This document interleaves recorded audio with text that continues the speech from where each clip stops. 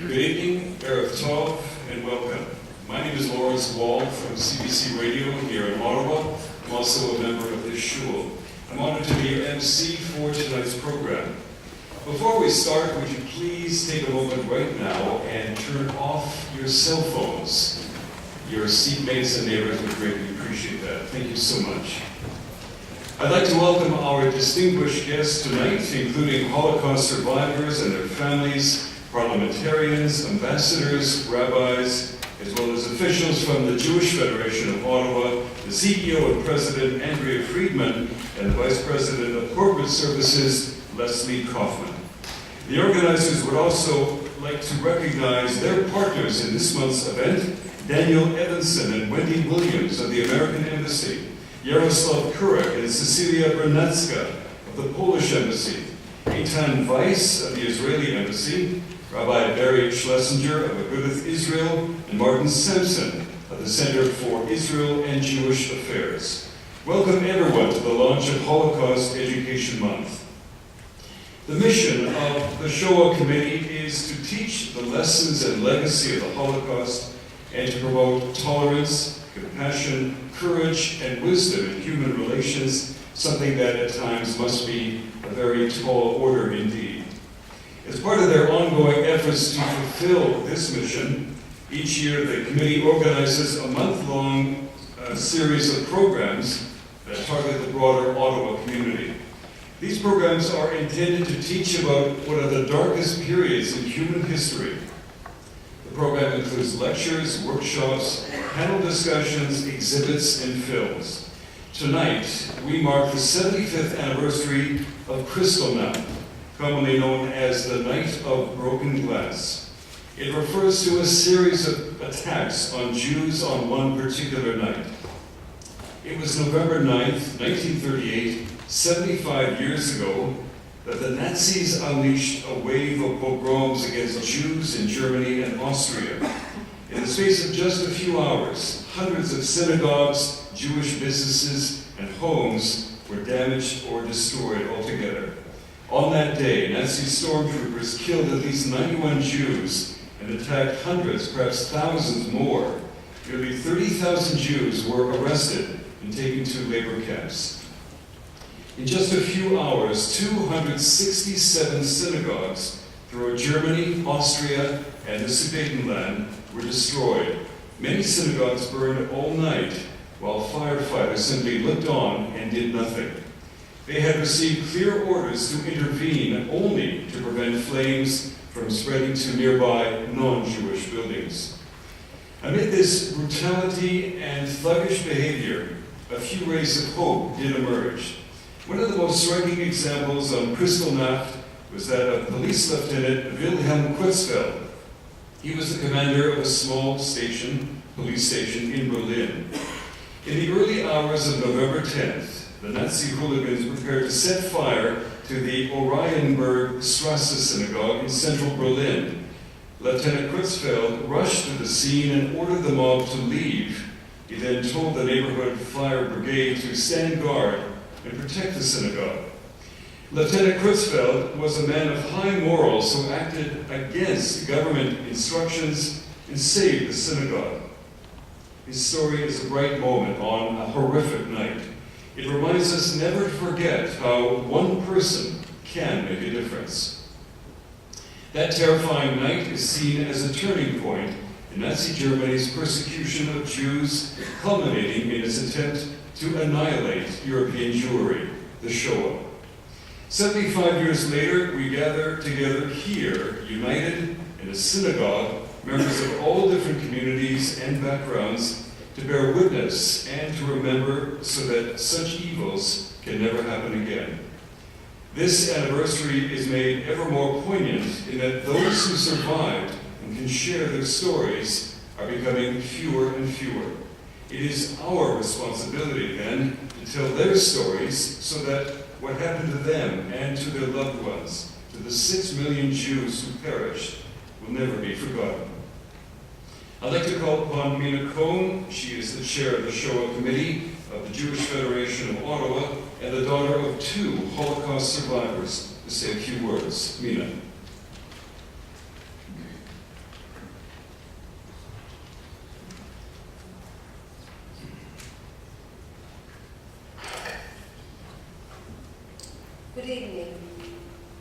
I would like to thank you on behalf of the Shoah Committee of Ottawa, of the Ottawa Jewish Federation, for joining us tonight for the launch of Holocaust Education Month and to commemorate the 75th anniversary of Kristallnacht.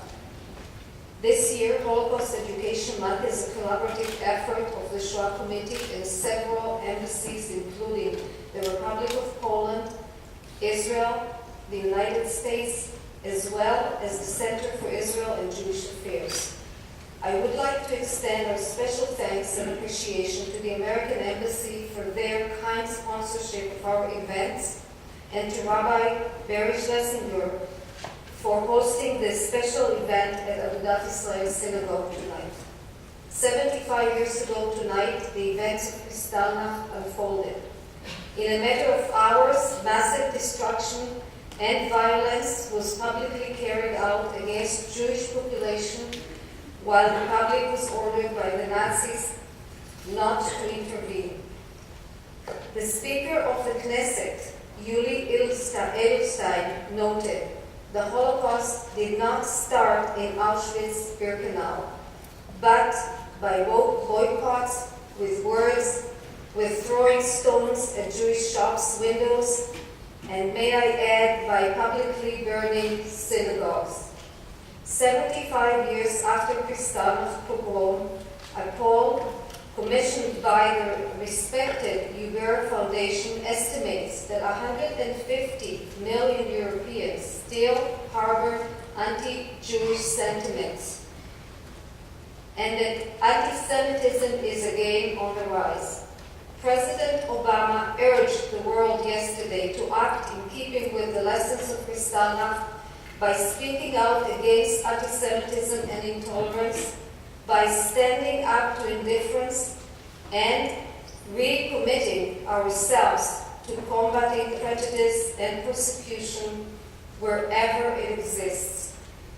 Tonight, I want to share with you two personal stories to help bring more immediacy and significance to the events that happened 75 years ago. My husband's family lived in Berlin. 2 years ago, I visited Sachsenhausen concentration camp, one of the most notorious Nazi death camps located just north of Berlin. Knowing the Jewish people from Berlin were imprisoned in that camp, I asked the guide to help locate information in the camp archives. His response was, "Most of the archival information of this camp was destroyed by Nazis before the Russians were liberated the camp." With this in mind, I entered the small exhibit in the reconstructed Jewish barrack. Before long, I found myself looking at two Nazi documents on display. One listing Jews from Berlin who were arrested on Kristallnacht and sent to Sachsenhausen, and the other listing the names of those transferred from Sachsenhausen on November 22nd, 1938, to an unspecified location. Reading the list of arrested and transferred Jewish people, I was overwhelmed as I saw the names of my husband's great-grandfather, Arnold Cohn, and other male members of the family who lived in Berlin. Listed on one of the few documents left in Sachsenhausen from that period of time. We had no knowledge of the fate of the Cohn family members who stayed in Berlin past the beginning of the war. The discovery of these documents was unexpected and personally, as you can imagine, overwhelming. My other story relates to my father's family. A few weeks before Kristallnacht, at the end of October 1938, the Nazis rounded up Jewish families living in Germany and Austria who held Polish passports and transferred them to the Polish border by trains with the hope that the Polish government would accept them back. Akiva Schachter, my father's uncle, and his wife Meryl, with 3 young children, lived in Vienna for 10 years before it was annexed to the Third Reich. They were among those hopeless refugees hastily forced to abandon their homes hours found themselves straying in the open air between Germany and Poland for weeks in the fall of 1938. The Schachters eventually made their way to Oświęcim, their hometown. However, they, like the rest of my extended family, did not survive the war. 65 years later, a suitcase full of pictures taken by the Nazis in the ghetto of Sosnowiec was sent to by the Polish government to Yad Vashem. Discovered among those pictures were photos of the Schachter family. Most of the residents of this ghetto were sent to Auschwitz when the ghetto was liquidated in 1943. The discovery of the documents at Sachsenhausen and learning of the tragic fate of my family forced to mind the declaration of the Stockholm International Forum, which states, "We share a commitment to throw light on the still obscure shadows of the Holocaust." Thank you for allowing us to continue to fulfill our commitment tonight. And now it is my honor to call upon Rabbi Barry Schlesinger to read a lament he wrote for Kristallnacht, Cantor Jeremy Burko, who will recite Kel Malei Rachamim and Kaddish, the traditional prayer for the dead.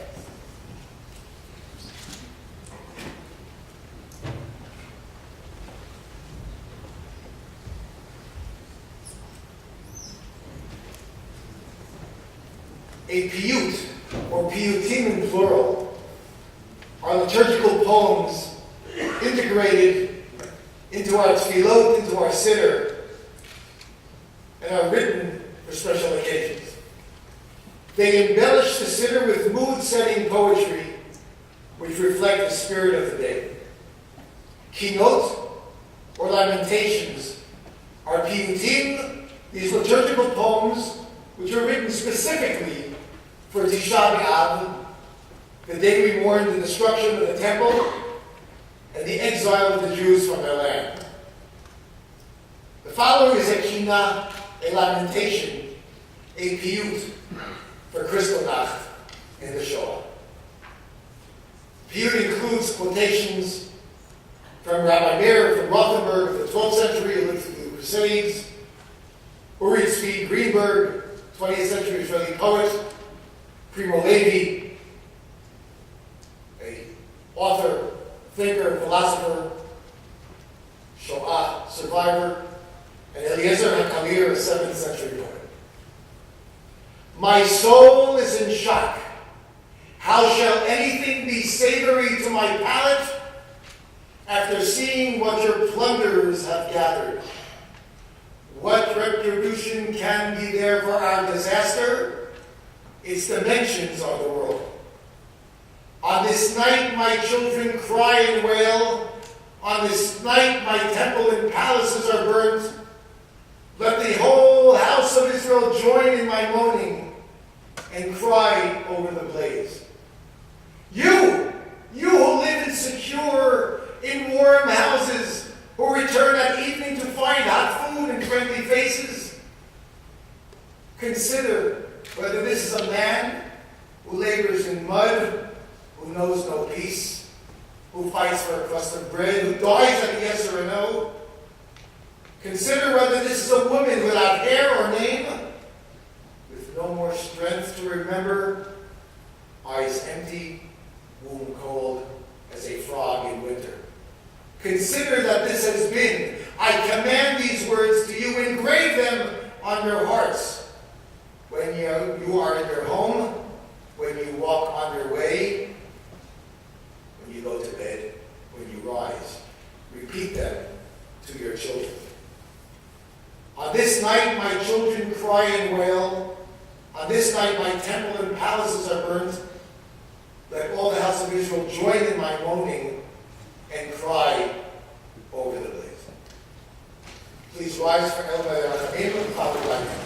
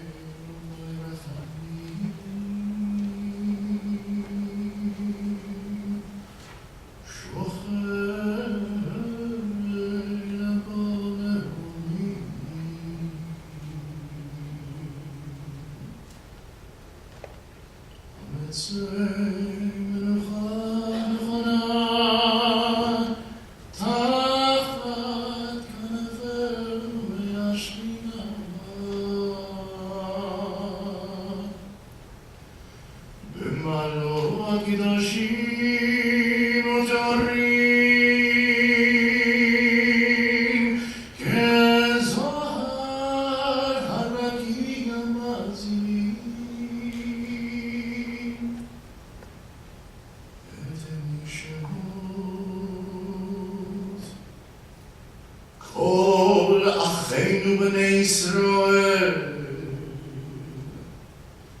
אנשים, נשים וטף, שנטבחו ושנחנקו ושנשרפו ושנהרגו על קידוש השם.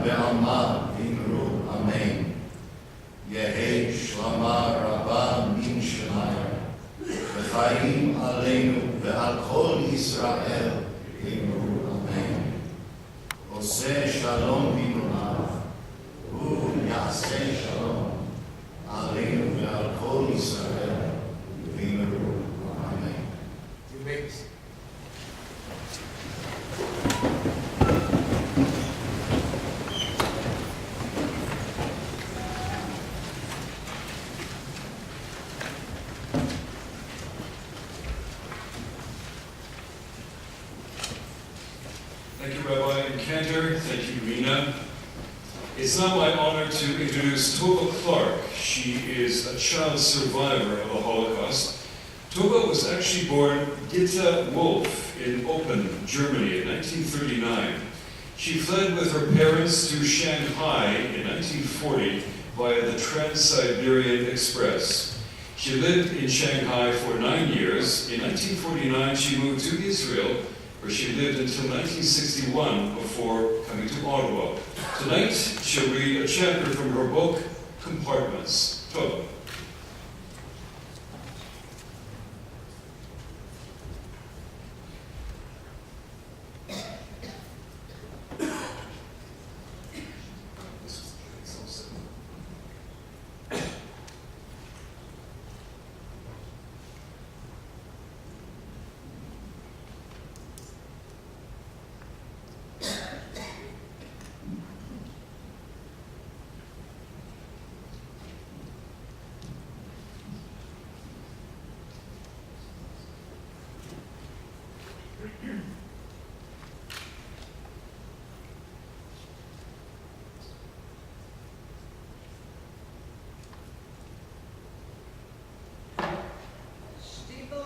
Says the sign. The wood trim around the two shop windows is black and white. The men's suits, extremely elegant and formal, are in brown and beige, salt and pepper, gray with black stripes, black with gray stripes. Herr Stiebel attends to a customer while my father works on the books. It is a tranquil and prosperous moment. My father will always provide. There is nothing he needs to prove, nor has he anything to hide. He relies on God and on his partner, Herr Stiebel. Herr Stiebel and Herr Ernst Wolf are in charge. They make the decisions. My father's partner is married to a Gentile woman. Today is the 9th day of November in the year 1938, and here in the city of Oppeln, in Upper Silesia, such a union is very risky. Kristallnacht has begun. The tranquil moment is shattered by the sound of broken glass. My father looks up from his books. For what seems like an eternity, he remains motionless. The SA men work with precision. While one of them smashes the glass with an axe, another grabs a pair of scissors from a counter and starts cutting up the beautiful English fabrics, methodically working his way from right to left. A third SA man arrives. He says to Herr Stiebel, "Come with me." The lone customer sneaks out mumbling, "I don't want to get involved." My father is no longer in control. From one moment to the next, a life has been shattered. The scissors have ripped his heart. Yes, it was predictable. Yes, he should have seen the writing on the wall and left Germany earlier. Years later, I imagine my father thinking, "I fought in the First World War as a German soldier. No one would dare harm me or my partner." When this hitherto secure, tranquil, self-confident man comes home, he is no longer the man my mother married. Periods of anxiety and depression will from now on be part of his life. "What happened?" asked my mother. "My dear Ernst, du siehst schrecklich aus, you look terrible." "They took Stiebel." "Who?" "The SA men took him away and smashed the windows." "You sit down. Leave it up to me. I will go look after this." "Lotte, sit down. Do not trouble yourself. There is nothing you can do." "I do not give up so easily. I'm going to find out. There are some situations where women's charms can do wonders. Do what you want, but for God's sake, be careful." The woman approaching the SA guard obviously has something on her mind. "I wonder if she's a Jewess," he thinks. No doubt. Attractive, yes. Good complexion, very elegant. Well put together. I had a boring day. What does she want? Where do these women find the courage? My mother looks him in the eye. "I want to speak to the commanding officer. It is an urgent matter." "What is your name?" "Lotte Wolf." What a wonderful smile she has. "Tell me about yourself." "What do you want to know?" "I insist that you let me see the commandant. He's very busy at the moment." "Well then, I will wait. Ich habe Zeit. I have time." "Very well. But will you be back to see me? A sly smile crosses his face. Yes. Okay, you must go to the 10th floor. Do not take the elevator. The door is ajar and the commandant is at his desk, examining a long list of Jewish names. My mother walks in. At first, oblivious to her presence, he eventually looks up. A beautiful woman stands proudly in front of his desk. Who sent you? I insist on the release of Herr Stiebel. Who sent you? My husband is the owner of Stiebel and Wolf. I am sure that you have bought material for your suits there. Ah, yes, of course. Sit down. Ernst, of course. I know him well. He always tells jokes. Nice man. What a pity he's a Jew. We live in difficult times. You people have too much power. I have no personal animosity towards Stiebel or your Ernst, but you must understand, it is time real Germans took over. A great injustice has been committed. Too many Jews in too many positions of power. This, my dear woman, is an economic revolution. Besides, your Stiebel is living with what you call a schicksal. He should have known better. It is in violation of the law. But you have shown courage. Let me see what I can do. Now please go home. I have work to do. When Herr Stiebel is deposited on the doorstep of the shop, he is too weak to stand upright. His eye sockets seem hollow. There are black lines under his eyes, and his face is pale. His pants are ripped around the crotch, and his tie is hanging loosely from his neck. He's coughing and shaking. He looks at the shattered glass and faints. Herr Stiebel spends the next few months recovering from his wounds and lying low. He does not want to attract attention. There is no place for him to go. The United States, Argentina, Canada, and many other countries have closed their gates to Jewish immigration. Why could they not have left earlier?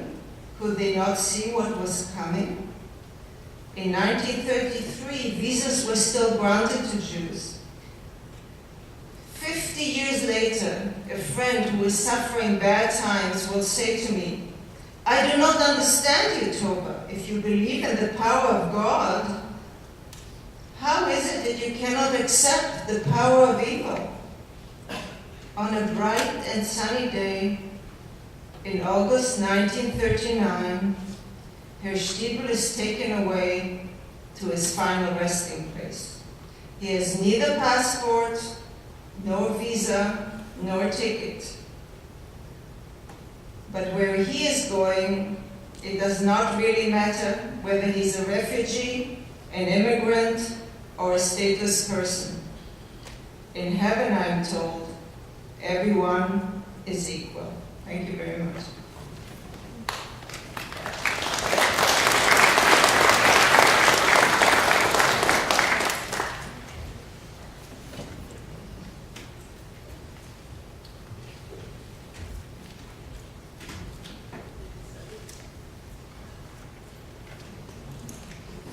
Thank you very much, Tova. I spoke to Tova just before we began tonight, and I mentioned in the introduction that Tova was originally called Gita Wolf, and I asked about the name change, thinking it might have been a serious illness, hiding from the angel of death, and she told me something I had never heard before, that the Nazis had a list of approved names for Jewish children, and that Gita was not one of them. Tova was. So Gita became Tova. Please turn your attention to the screen where you'll see an excerpt from the video Kristallnacht, The Night of the Broken Glass. It was written and directed by David Kaufman and produced in association with History Television. Fanatical anti-Semitism. Hitler blamed Germany's 500,000 Jews for all of the country's problems, for the defeat in the Great War, for inflation, for capitalism and Bolshevism. There was little reason for Germans to hate the Jews. They were a tiny minority, less than 1% of the population, and they had been patriotic and loyal. Tens of thousands had served and many died for the fatherland in the First World War. By the 1930s, Jews were highly assimilated. Many had married Germans of other religions. But the Nazis moved slowly against the Jews. The first official action came in April 1933, when propaganda minister Joseph Goebbels ordered a nationwide boycott of Jewish businesses.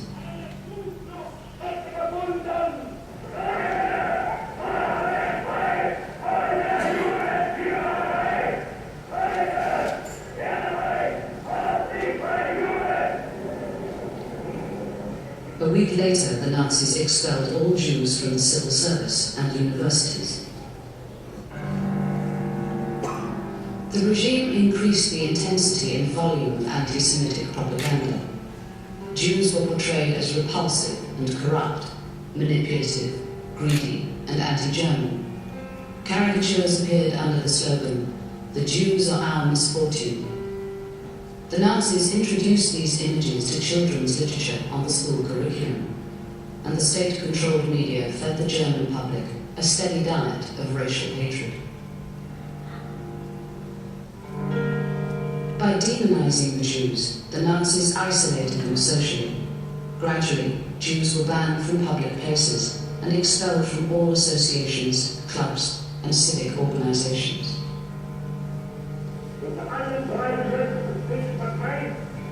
In September 1935, Hitler personally introduced the Nuremberg Laws, which deprived German Jews of citizenship and prohibited marriage or sexual relations between Jews and other Germans. In 1936, they imposed a special income tax on Jews. 1937, the Nazis began to pressure Jews to sell their businesses and urged German businesses to fire their Jewish employees. In early 1938, Hitler annexed Austria. The annexation was a disaster for Austria's 200,000 Jews. The Austrians were more fanatical than the Germans and tried to catch up with 5 years of German anti-Semitism in 2 weeks. In Vienna, Jews were humiliated and beaten. They were forced to scrub the streets, and Jewish homes and businesses were looted. Hundreds of Jews committed suicide, and thousands more fled. Next, Hermann Göring, Hitler's economics minister, issued a decree allowing the Nazi government to seize all Jewish financial assets. Tens of thousands of Jews added their names to waiting lists for emigration visas. Despite massive demonstrations in America in support of German Jews, the Americans admitted only 15,000 German refugees a year. In order to deflect domestic criticism of his government, President Franklin Roosevelt convened a special conference on international refugees at Evian, a French resort near the Swiss border. 36 countries attended, but none were willing to take in more Jews. By the end of 1938, Nazi pressure increased. Jews were expelled from most professions and trades. They were no longer permitted to own businesses or to be landlords. Most German Jews began to sink into poverty. In September, after Germany annexed the Sudetenland with the blessing of Britain and France, Hitler began to threaten Poland. In Germany, there were 70,000 Polish Jews. They became victims of the increasing tension. The Gestapo rounded up and deported 15,000 of them. The deportees were transported by train and dumped across the Polish border.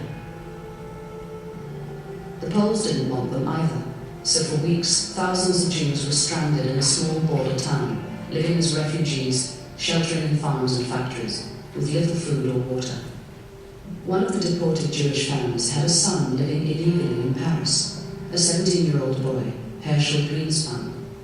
On November the 3rd, Greenspan got a postcard from Poland with an anguished plea for help from his sister. 4 days later, the impoverished and desperate teenager, unable to leave France and help his family, went to the German embassy in Paris and shot a young diplomat, Ernst von Rath. 2 bullets hit him but did not kill him. Greenspan allowed himself to be arrested. A day later, the teenager made an eloquent plea. "I was not motivated by hatred, but by love for my father and my people, who have endured unbearable suffering," he said. "To be Jewish is not a crime. We are not animals. The Jewish people have a right to live." In Nazi Germany, where to be Jewish was a crime, propaganda minister Joseph Goebbels saw the shooting as an opportunity not to be wasted. He ordered all German newspapers to put the story on their front pages as an incitement against German Jewry. Hitler was in Munich when he received news of the diplomat's death. It was an opportunity for action. Hitler left it to Goebbels to incite the stormtroopers. At 10 p.m., Goebbels announced the diplomat's death in a wild tirade. "Comrades, we cannot allow this attack to go unchallenged," he proclaimed. "Together, we must plan what is to be our answer to Jewish murder." With these words, Goebbels set in motion the first major pogrom in Germany since the Middle Ages. As the meeting broke up, Nazi officials relayed instructions to party units all over Germany. The official instructions were precise: to attack Jewish synagogues and businesses, but not to loot, not to mistreat Jews physically, and not to harm foreign Jews. The whole operation was to be carried out in plain clothes to conceal official Nazi party involvement. At midnight at the Würzburg Seminary, where Erwin Schild was a student, a mob arrived. By 2 o'clock on the morning of November the 10th, the pogrom was underway.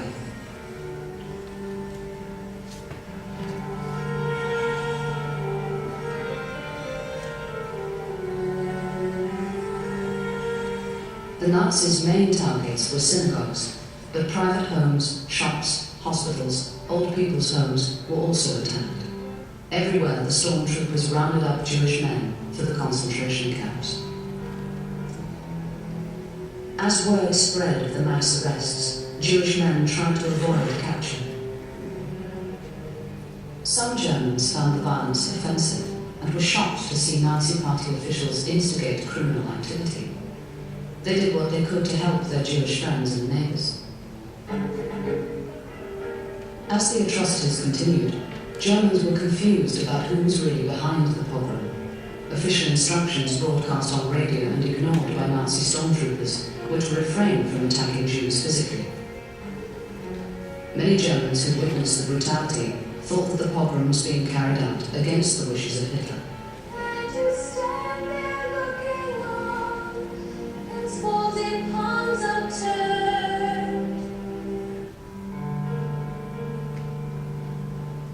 At 5 o'clock on the afternoon of November the 10th, Reich propaganda minister Joseph Goebbels issued an order to end the attack. Newspaper reports around the world the next morning revealed that Kristallnacht was a pogrom without precedent in European history. The attacks destroyed some 275 synagogues, 7,500 Jewish businesses, dozens of Jewish communal buildings, and damaged thousands of homes. The Nazis' estimate of Jews killed was almost 100. The old figure of about 100 men were killed seems to be the murder, the outright murder of Kristallnacht. Thereafter, many men died in hospitals from the brutalities they experienced, and I know several cases of that personally. And then there were those who committed suicide as a result, and then there were those who were killed in the concentration camps or died after getting out. So those are all the victims of Kristallnacht. So 100 is a very small, very tiny estimate. Though the Nazis admitted that nearly 100 people were killed, no one was ever charged. The German public were much more shocked by the damage to property visible everywhere. The Germans called the pogrom Kristallnacht, or Crystal Night, because of the amount of shattered glass. The total economic loss was enormous, tens of millions of Deutschmarks. The destruction of plate glass alone amounted to half a year's production of the Belgian glass industry. Economics Minister Hermann Göring was enraged by the cost. On November the 12th, at a specially convened meeting, party and government officials decided, since the pogrom was triggered by a Jewish assassin in Paris, it was the Jews who should bear the economic consequences, not the Germans. Some Jews paid a higher price. The post-Kristallnacht persecution fell most heavily on 30,000 Jewish men imprisoned in 3 large concentration camps. The Nazis were not yet thinking of organized mass murder. They just wanted Jews to leave the country. Between November the 18th, 1938 and the spring of 1939, they released most of the 30,000 men arrested on Kristallnacht, but almost 2,500 did not make it out alive. In the months after Kristallnacht, nearly all German Jews considered emigration. Tens of thousands left, but for many there was no country to accept them. The lucky ones got visas to faraway places, like Shanghai and Manchuria. The countries bordering Germany were almost completely closed to Jews. Even after Kristallnacht, the United States refused to increase its annual quota for Germany of 15,000. Canada, the worst of the Western democracies, accepted only a few hundred Jewish refugees a year. Jewish parents were desperate to get their children out of Germany. Let the children suffer war no more, and let a peaceful world be given birth.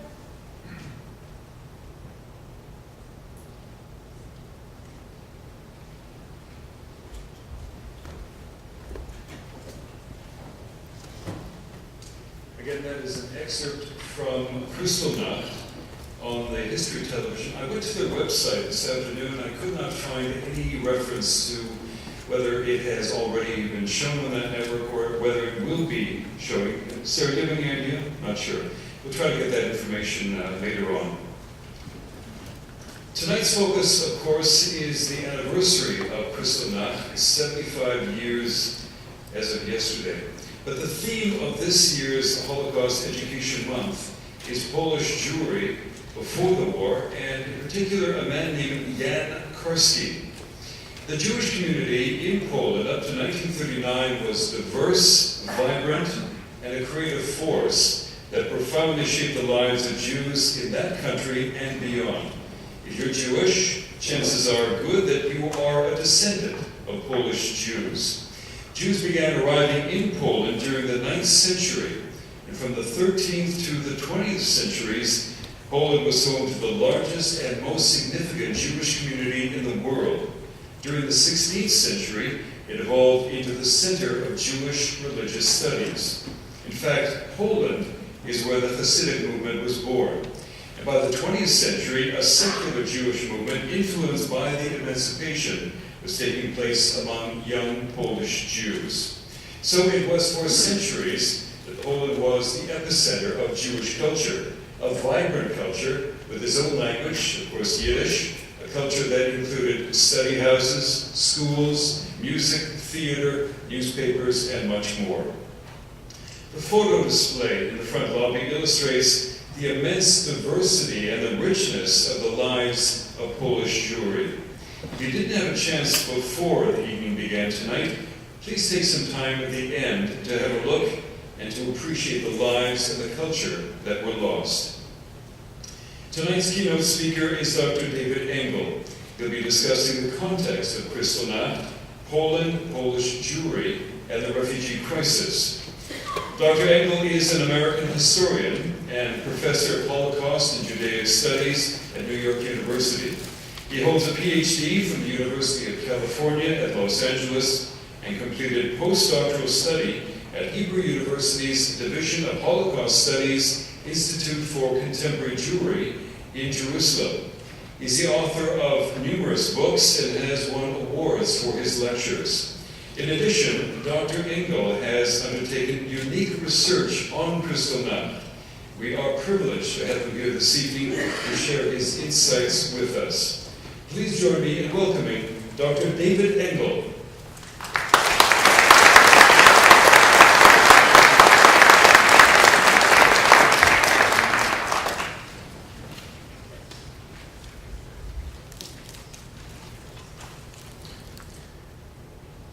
Until Kristallnacht, Germany's approach to dealing with Jews had been predicated upon the assumption that Jews would be able to find other places to live without much difficulty.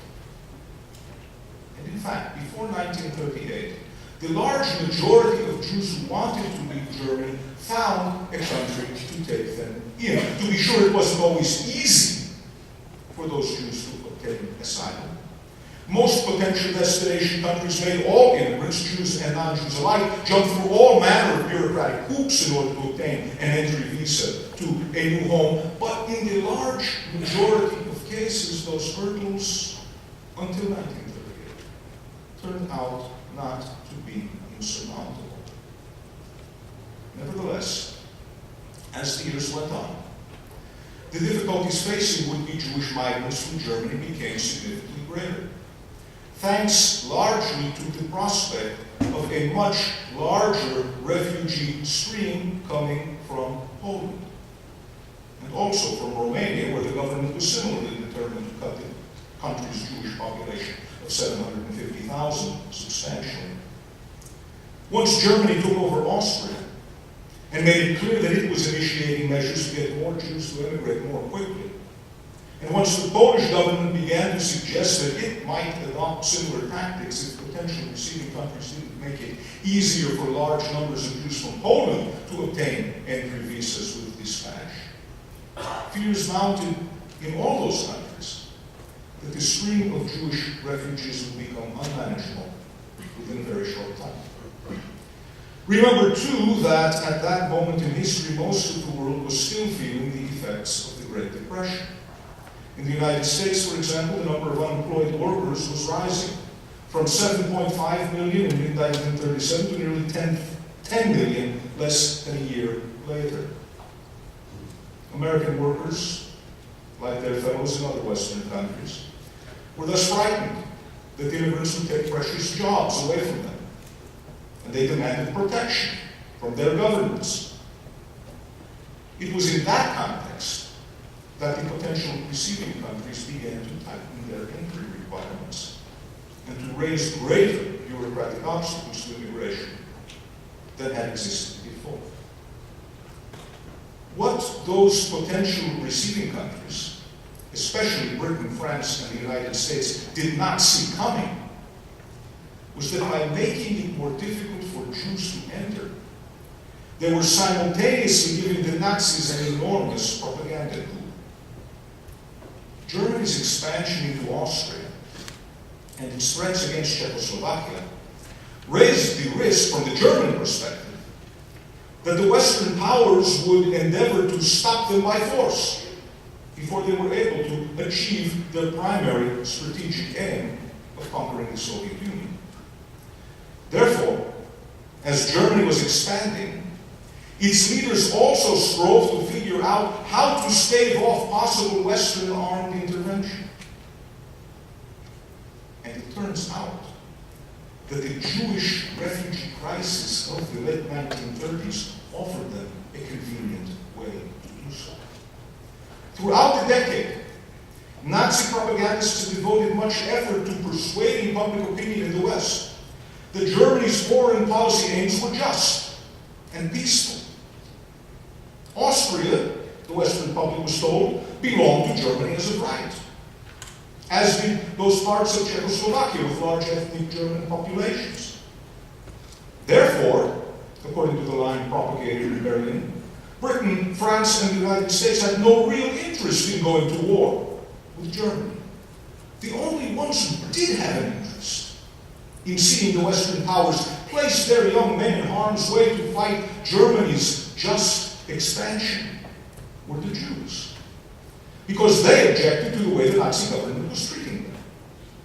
Hence, a basic thrust of Germany's message to Western public opinion became, why should you spill your blood in order to help the Jews?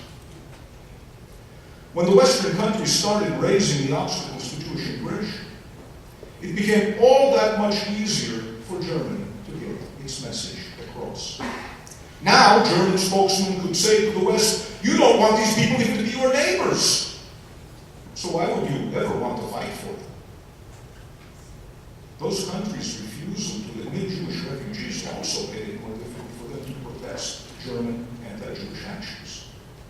German propagandists understood the situation well and made the most of it. One German newspaper editorial put it this way, quote, "We are saying openly that we do not want the Jews, while the democracies keep claiming that they are willing to receive them, and then leave the guests out in the cold. Aren't we so-called savages, really better people after all?" Western governments took the public relations aspect of the situation far more seriously than we are accustomed today to believe. 10 days after Germany annexed Austria, Britain and the United States decided to summon an international conference of 32 potential receiving countries to discuss how each one could contribute to solving the German Jewish refugee problem. They initially hoped that the conference would take place in Ottawa, but the Canadian government balked, fearing that it would be subjected to undue pressure to modify its own immigration policies. Eventually, a venue was found at Evian on the French side of Geneva, where the conference convened in July 1938. The results of that conference were disappointing to virtually all concerned. 31 out of the 32 countries in attendance explained that, for all their sympathy, they simply could not handle a greater flow of refugees than there were already absorbed.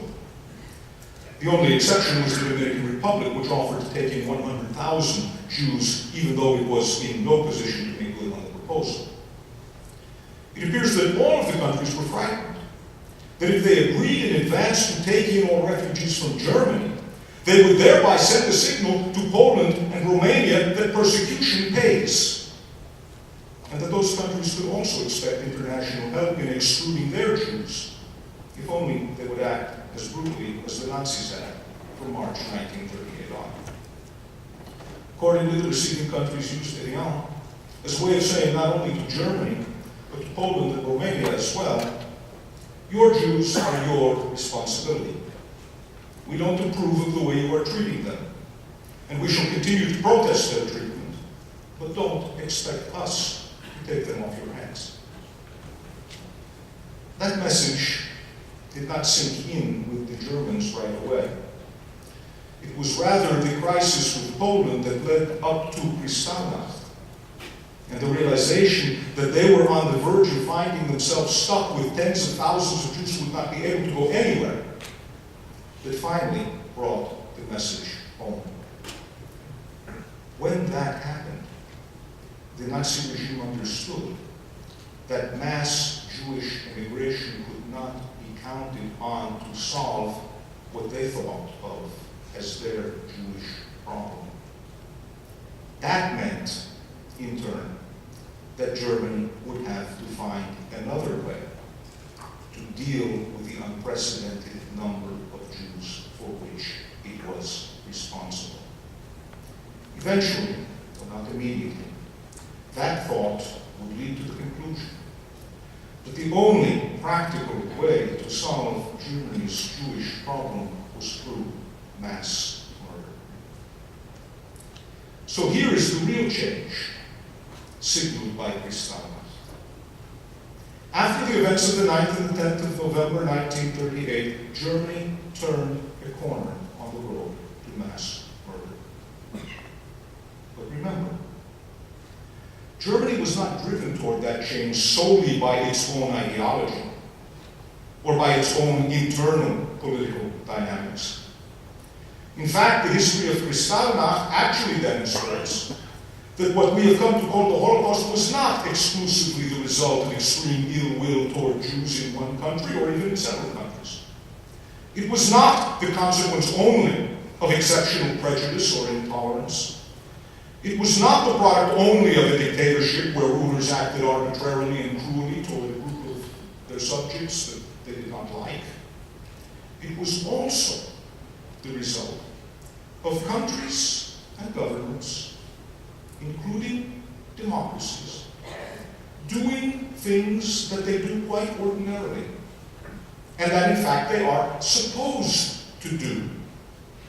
Things like defining the boundaries of the set of people whose needs and interests they are supposed to serve, and giving priority to those people in determining key aspects of foreign and domestic policy, like whether and how to restrict immigration, or whether and under what circumstances to put one's own soldiers in danger.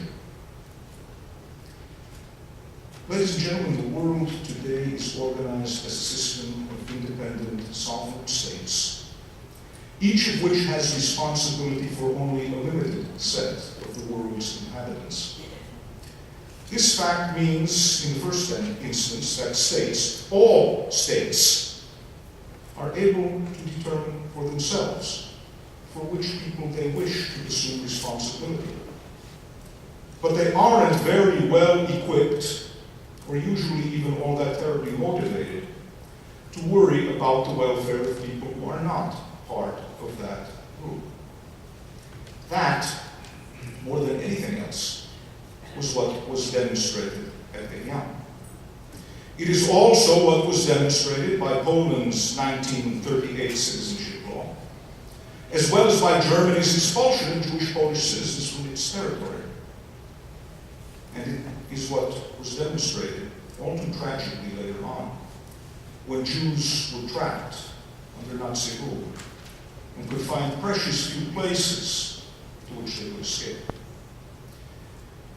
I say all of this because, although much has changed in the world since 1938, the basic system of independent states with unlimited sovereignty but limited human responsibility has not. States still decide fundamental issues, like who gets to live in them and when they will go to war, on the basis of the needs and interests not of human beings as a whole, but of the relatively small set of human beings to whom they owe formal obligations. The problem is that, as we learned most graphically from the encounter between Nazi Germany and the Jews of Europe, those decisions can have life or death consequences for a much larger set of human beings. That is a fact that ordinarily is not taken into account when countries think about their immigration or their military or their economic policies. To be sure, I do not know how it can be taken adequately into account, or whether there is a better alternative to the international system by which the world has been governed for the last 350 years.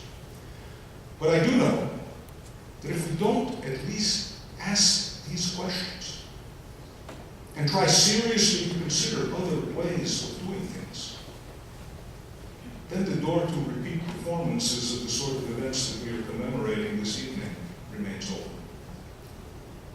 That is some of what I hope you will think about when you think about Kristallnacht in the future. Thank you for your attention.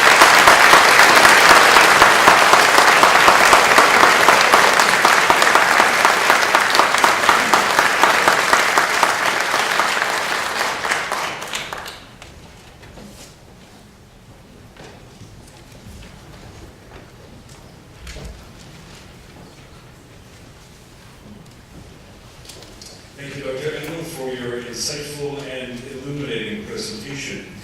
Please note that there are many other events coming up to mark Holocaust Education Month, and you can find that in the program that was handed out. There's a schedule of events in the inside of this folder.